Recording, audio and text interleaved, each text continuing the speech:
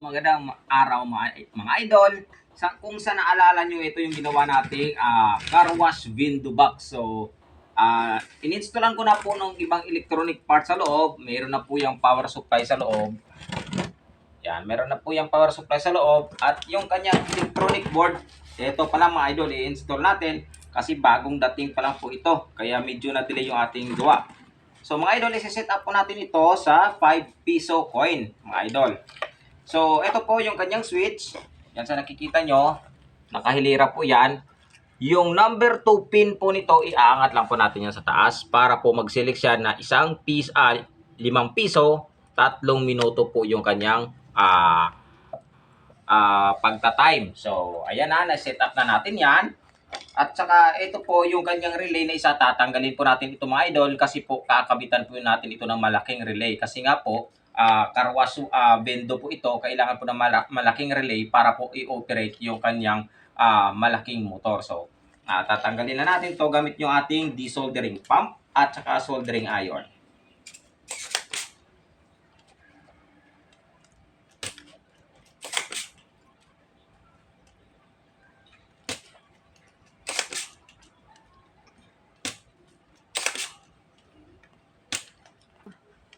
At ito na, natanggal na natin yung kanyang relay. I-jumper na lang po natin yung kanyang connection dito sa loob. Para nang sa ganun mga idol, kabitan na lang natin ng wirings ng relay pala na malaki.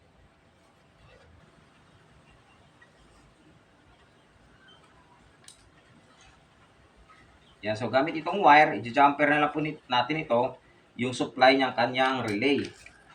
Ito po supply ng kanyang relay, pupunta po ito mga idol sa ating isang main na relay para po mag-on po yung ating motor. So, kailangan, ito kasi maliit yung relay niya, kaya i-jumper natin, lagyan natin ng malaking relay. Okay na mga 20 amperes siguro, para na sa ganon, makaya niya yung 1.5 horsepower na electric motor.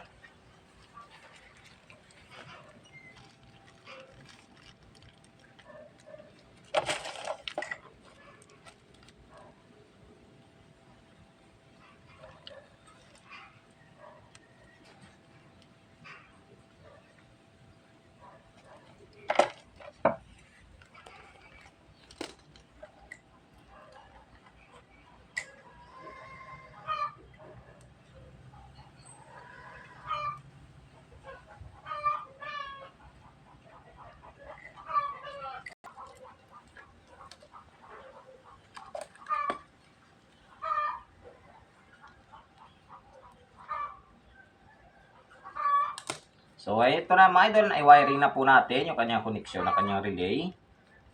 Yan, so ngayon, i-prepare na lang po natin yung kanyang wirings. Bali, ito po, yung wire na ito mga idol, ito po yung magdudugtong dito sa ating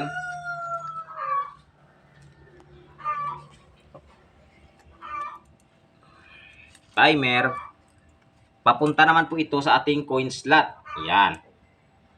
Siyempre, itong isa, lalagyan natin to mga idol ng linya papunta dito sa malaking relay. Bali, nag-prepare na ako. Meron ako ditong socket na inilagay. Yan, ito na. Yan, so ikakabit ko na lang para po mapagana na natin.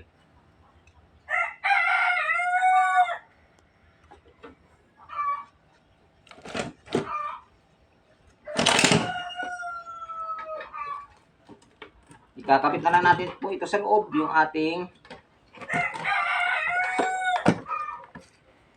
circuit board.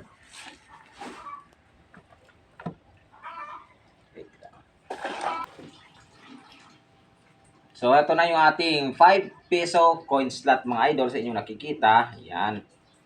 Medyo may damage pa.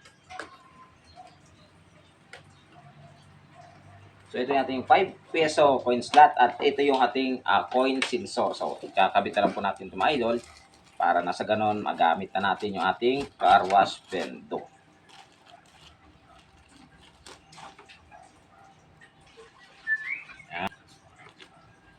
Kakabit ikabit naman po natin yung kanyang sensor.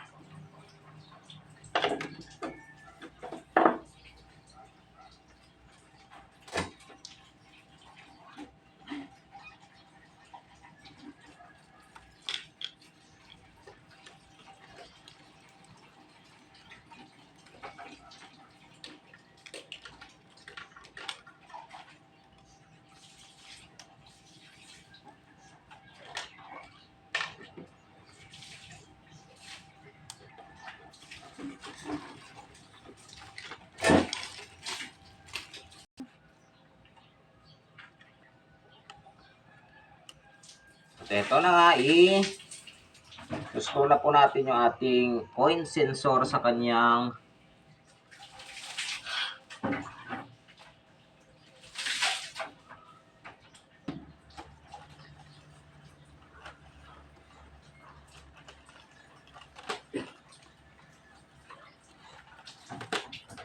ito na nga po mga idol, na ikabit na natin yung ating coin sensor sa ating coin slot.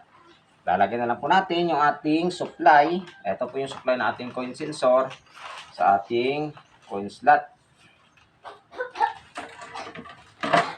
Mga idol, na ikabit na natin yung ating coin slot sa ating coin door. So hihigpitan na lang natin gamit itong ating plier.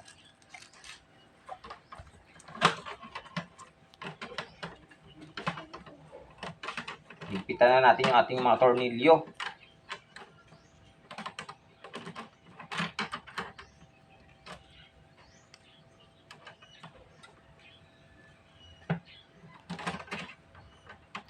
Napakahaba kasing tornilyo mga idol, kaya matagal humigpit.